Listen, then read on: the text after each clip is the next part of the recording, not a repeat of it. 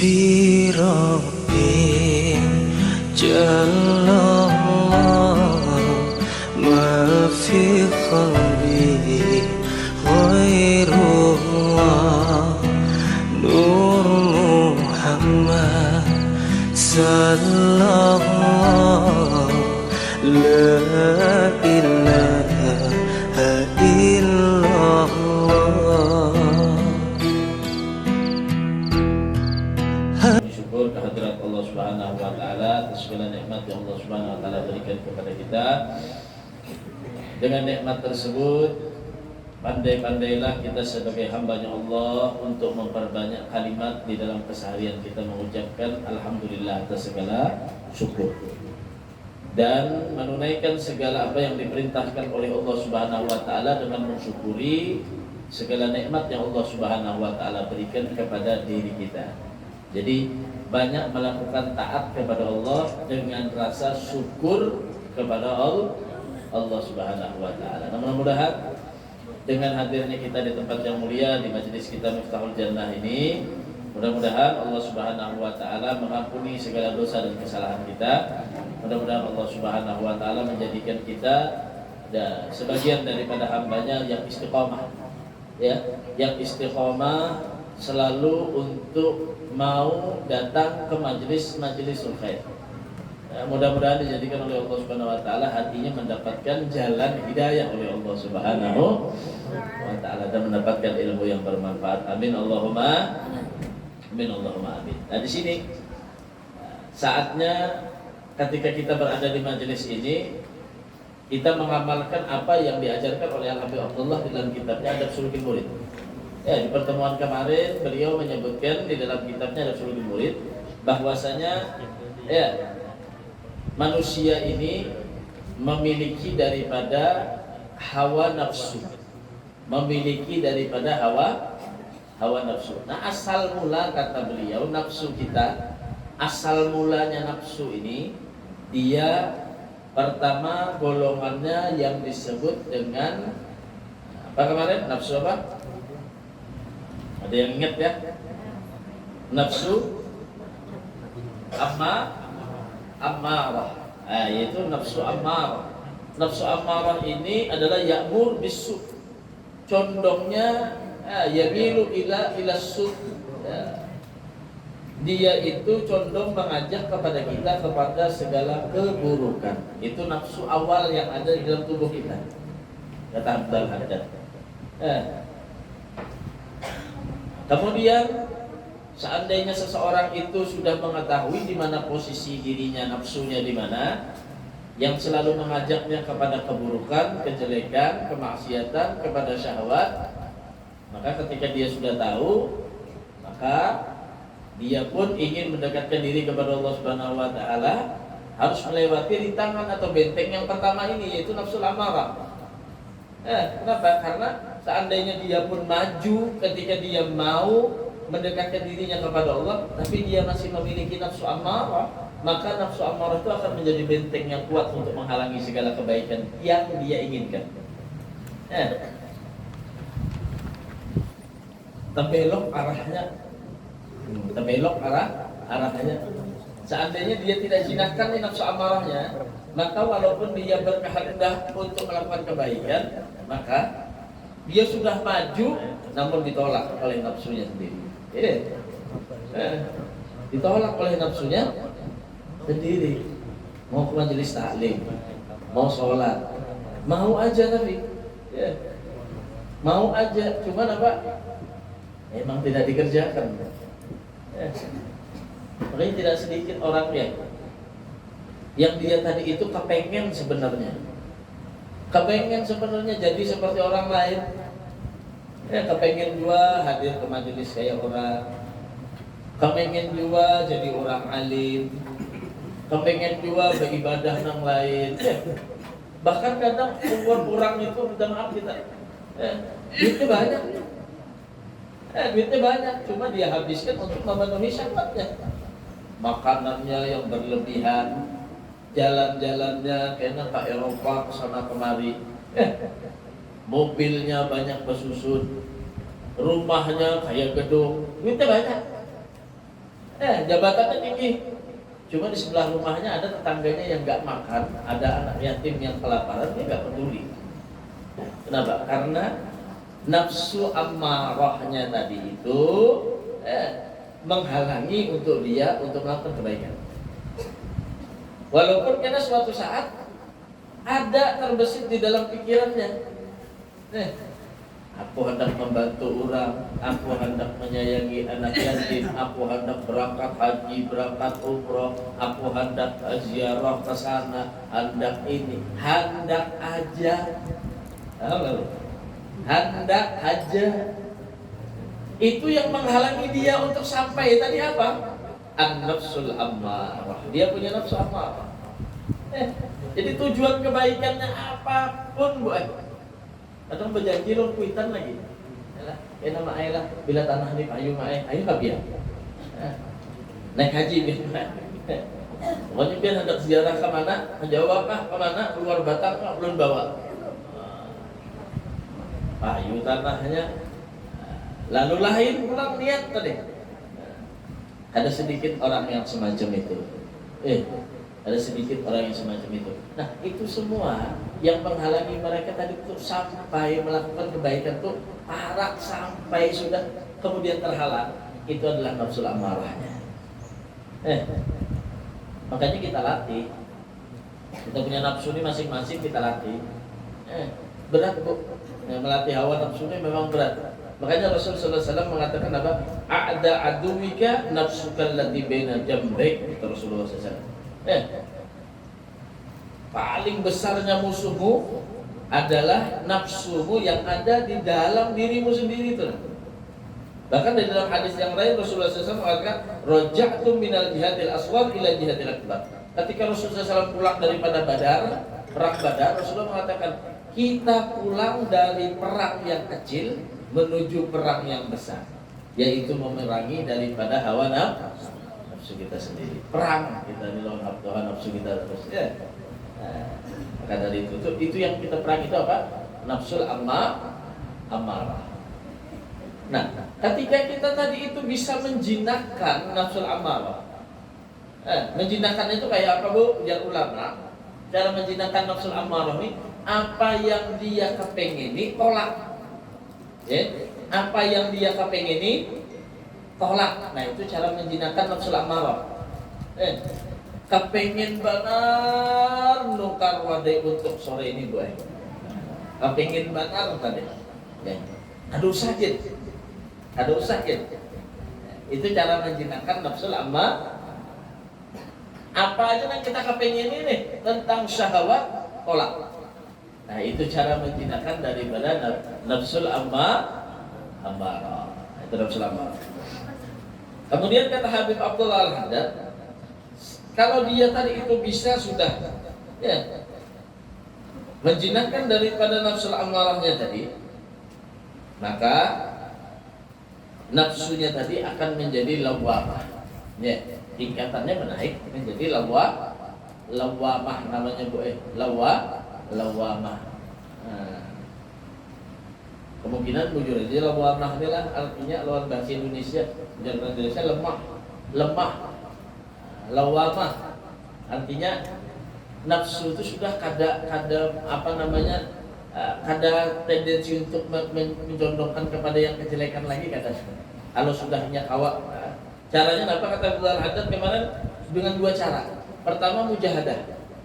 Sungguh-sungguh dalam ibadah dan yang lainnya, kemudian sabar daripada meninggalkan apa yang dikehendaki oleh nafsu. Sabar, pokoknya disabari, Pak. Akhirnya nafsu itu kada manja. Apa jadi Imam Al-Busiri dalam dua sina burdahnya, wan nafsu katifli in tuhmilu syabba ala hubbir radai wa in taftimhu yan fatimi. Nafsu ikam itu seperti anak-anak kanakan bayi, yang ingin terus menyusu dengan orang tuanya, dengan ibunya. Bila kada kita ampihi anak tadi menyusu atau jalan kita apa dia, Pak? Disampihkan. Kalau kita kada sapih sampai ke Tuhan anak menyusu, boy. Cara mengampihinya kayak apa? di samping. Jadi Imam Busiri dan Qasidah Burdahnya. Nah itu nafsu kita. Bila kada kita stop, ayo sudah lanjut aja sudah. Karena hanya HP nang hanyar situ.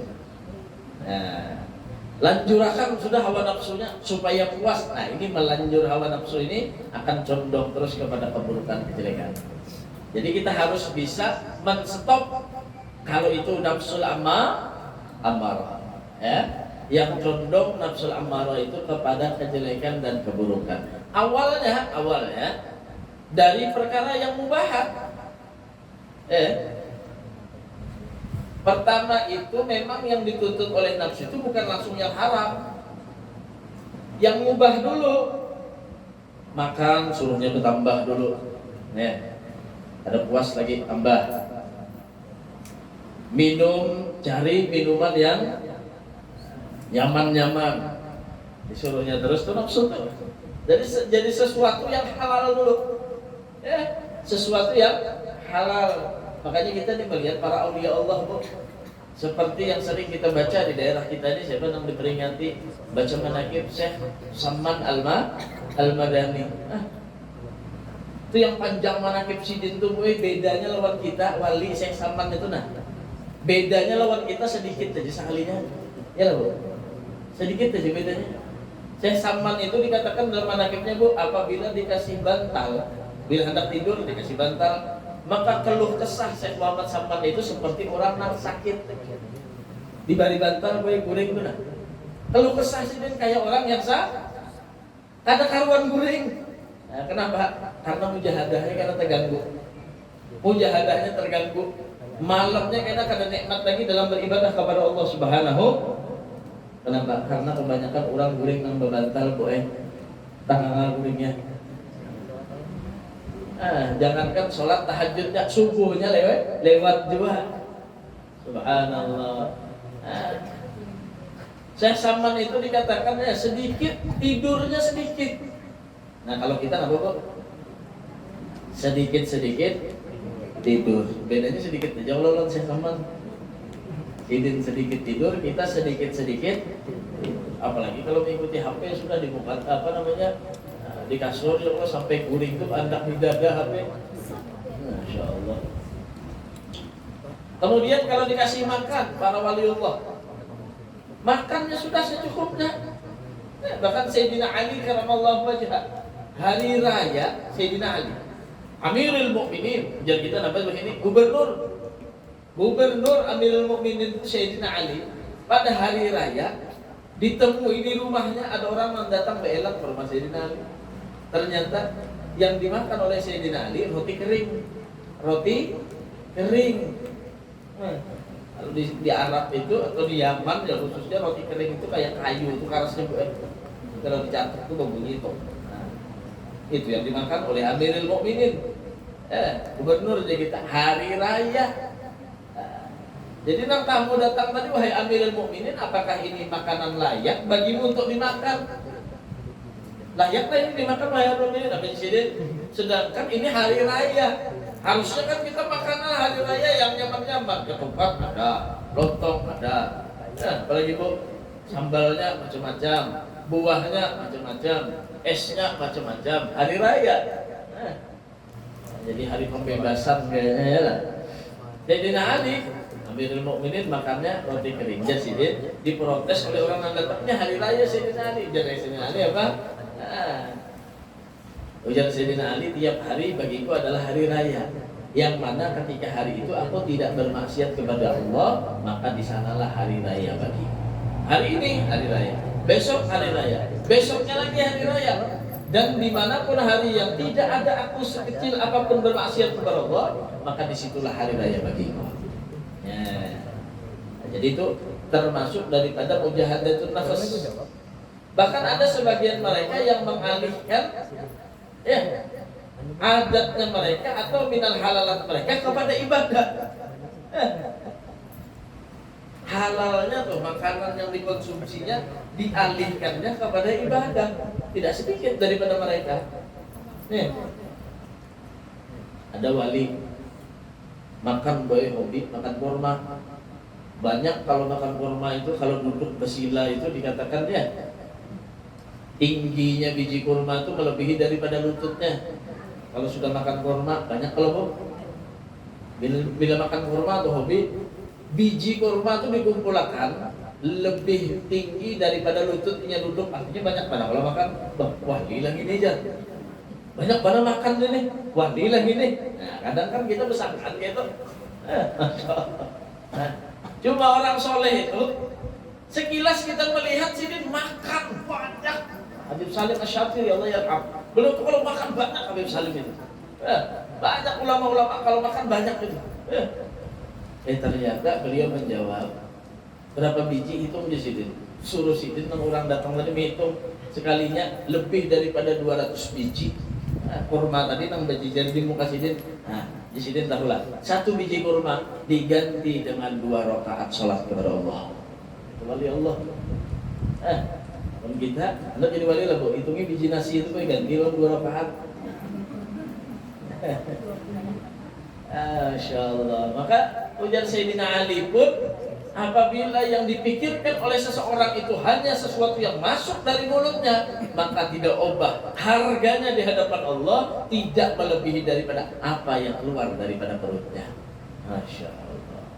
Nah, jadi kita mujahadatun nafas, belajar untuk menjinakkan hawa nafsu kita dan ammarah bisu' yang menyuruh kita kepada kejelekan. Awal mulanya pintu itu terbuka daripada yang halal.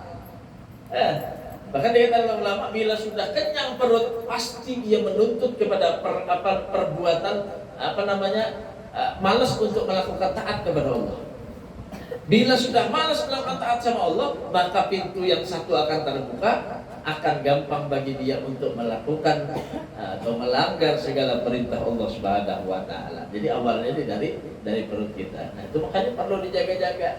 Makan itu sebagaimana kita takutan makan itu dengan madaratnya pada tubuh kita, begitu juga kita takut makan itu dengan madarat yang ada di dalam batin kita. Ya. Kenapa? Karena yubitul galba, bisa menyebabkan matinya hati, dikatakan. Orang yang hobi makan, kuliner, kesana kemari, makan ini, makan itu. Maka Rami benar-benar bilangnya sudah melihat di TV itu acara kuliner, makan ini, melihat jadi muka TV terliur.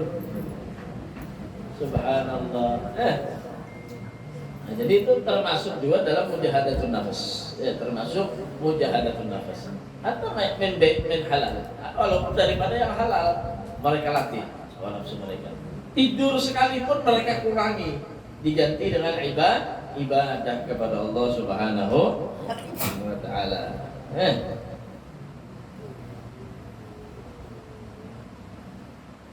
Nah, jadi kalau bisa sudah kita tadi itu menjinakkan yang amarah tadi, caranya kayak apa? Mujahadah.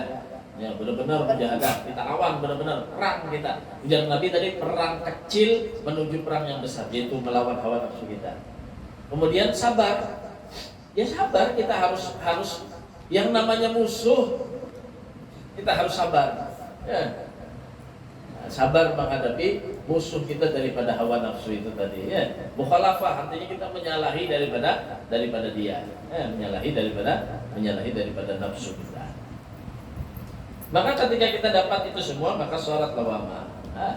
Jadi lawamah itu nafsu lemah kita, jadi lemah, jinak sudah. Nah, cuma kalau masih lawamah, itu dia sekali-kali menuntut kepada kebaikan, sekali juga ia menuntut kepada keburukan. Di tengah posisinya kalau lawamah itu dah. Posisinya di tengah, kadang condong kepada taat, kadang juga kepengen melakukan maksiat. Kadang ingat lawan Allah, kadang ingat lawan artis di kita ya dah. Kadang hobinya sudah duduk membaca Al-Quran, kadang hobinya juga duduk di pos kambing. Ya, jadi di tengah-tengah. Nah, apabila dia tadi itu sudah bisa lagi, ya berjalan benar-benar menundukkan dengan lawamahnya, ya, dapat dia tadi itu ya menundukkan dengan lawamah tadi, artinya tetap dia berusaha untuk melakukan yang baik-baik saja. Dia tolak daripada perkara yang membawa dia kepada keburukan dan kemaksiatan. Nah, di sanalah nanti nafsu itu akan menjadi mutmainnah. Menjadi mutmainnah. Nah, nafsu inilah yang dipanggil oleh Allah Subhanahu wa taala. Kemarin kita sebutkan ya, ya Tuhan nafsul mutmainnah, irji'i ila rabbiki radiyatan mardiyah fadkhuli fi ibadi wadkhuli jannati. Nah, ini orang seperti, artinya tingkatan kita naik ke mutmainnah itu sudah luar biasa. Ya, luar biasa. Naik lagi dari mutmainnah itu ada nafsu radiyah mardiyah. Ini daripada kelasnya para aulia. Kelasnya para aulia ya. La khaufun alaihim wa lahum yahzanun. Tidak ada takut kepada mereka dan tidak ada rasa sedih dalam hati mereka. Ya. Sayyidina Abbas meninggal anaknya Sayyidina Abbas. Ketika dia tadi itu meninggal anaknya, dikabarkan kepada Sayyidina Abbas. Sayyidina Abbas, bukan Sayyidina Abbas, Abdullah bin Abbas, anaknya Sayyidina Abbas. Ya. Anaknya meninggal, kemudian dikabarkan kepada dia. Sayyidina Abdullah bin Abbas ini masih di perjalanan, tidak sempat melihat anaknya, namun disampaikan kabar kepada Abdullah bin Abbas bahwa anaknya meninggal. Seketika mendengar kabar anaknya meninggal tadi, maka apa yang dilakukan oleh Sayyidina Abbas? Nah.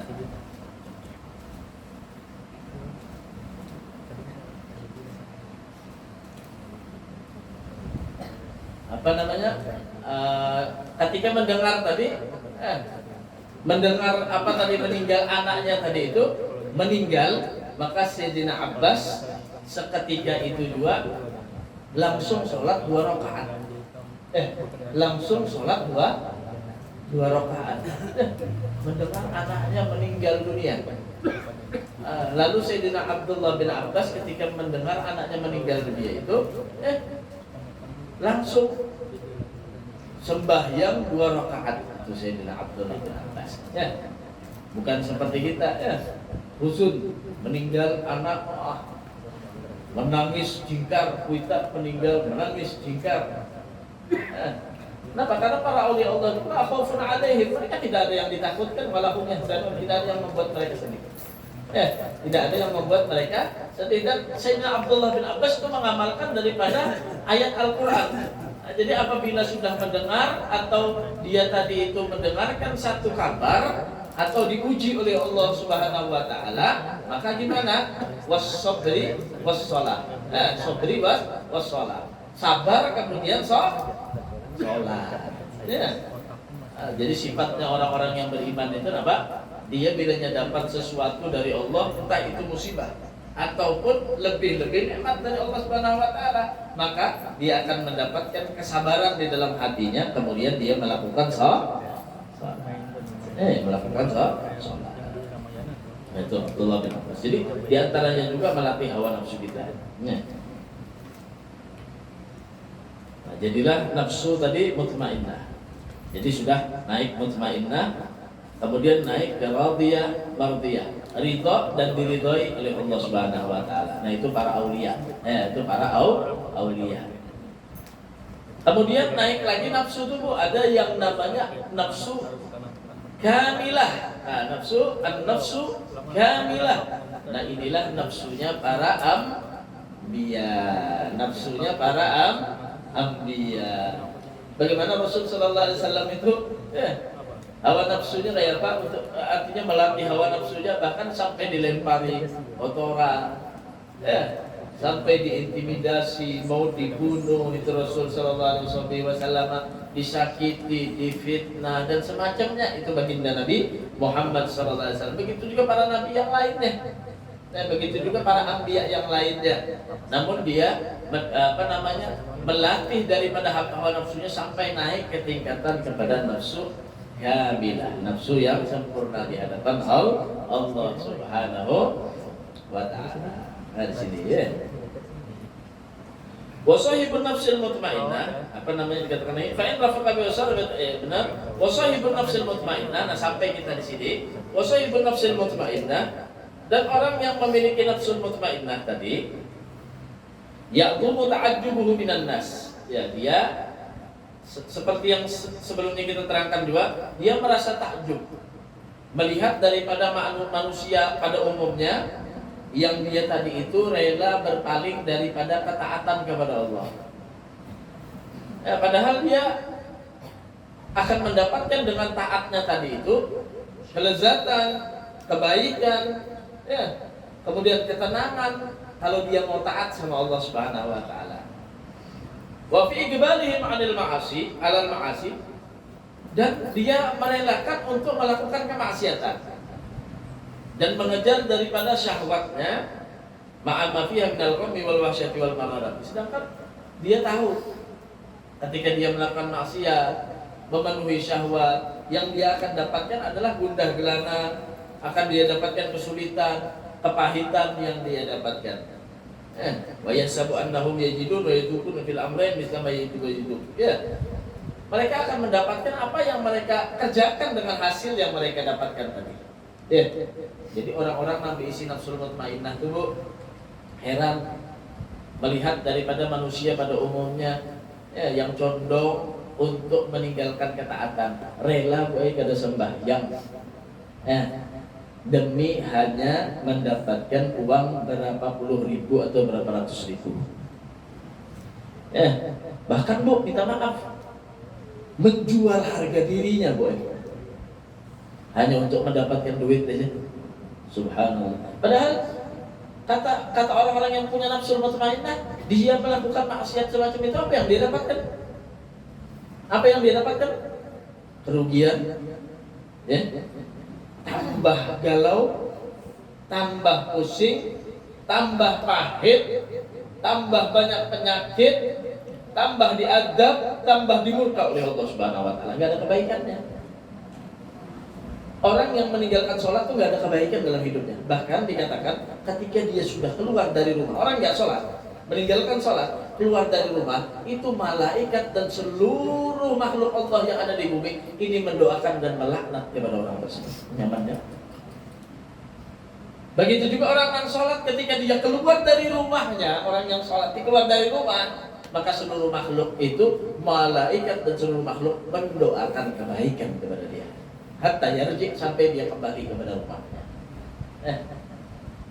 Jadi pohon-pohon, gunung, batu, iwa, makhluk Allah, malaikat, yang nampak, yang tidak nampak, itu mendoakan Bu. Kebaikan didoakan, keburukan didoakan. Maka jangan salahkan. Bila sudah kamaukan, boy, batu-batu ini nah. Ini jadi doakan sudah ini. Tetap aja dihitung presentasinya di kota itu banyak yang kada sembahyang daripada yang sembahyang. Di kampung kita ini adalah di gang atau di kampung kita berapa orang yang sembahyang, kalau yang kada sembahyang. Hati-hati di situ. Jangan-jangan kampung kita karena diturunkan dalak oleh Allah, diturunkan musibah, diuji oleh Allah Subhanahu wa taala. Daerah kita begitu juga. Nah, di sanalah Allah Subhanahu wa taala. Oleh sebab apa? Makhluk Allah Subhanahu wa taala yang lainnya tidak ridha dan melaknat. Kamu kan sudah gunung tuh boy, mengguncang sorangnya. Lalu mengeluarkan apa? Gempa. Laut begitu juga. Ditegur, diperintah oleh Allah Subhanahu wa taala, dan itu sudah banyak pelajaran yang semacam itu dari nabi-nabi yang telah lalu, itu sudah banyak. Seperti Fir'aun dan yang lainnya diberikan contoh oleh Allah Subhanahu wa taala. Nah, itu makhluk Allah Subhanahu wa taala semuanya. Jadi kalau kita tuh melakukan taat kepada Allah, khususnya salat 5 waktu itu kita jaga benar-benar. Ketika kita keluar rumah ini tanpa salat, itu seluruh makhluk Allah mendoakan laknat kepada kita sampai kita balik ke rumah kita. Maka benar-benar kita jaga ya. Kita jaga benar-benar. Hasbi Rabbi Jalla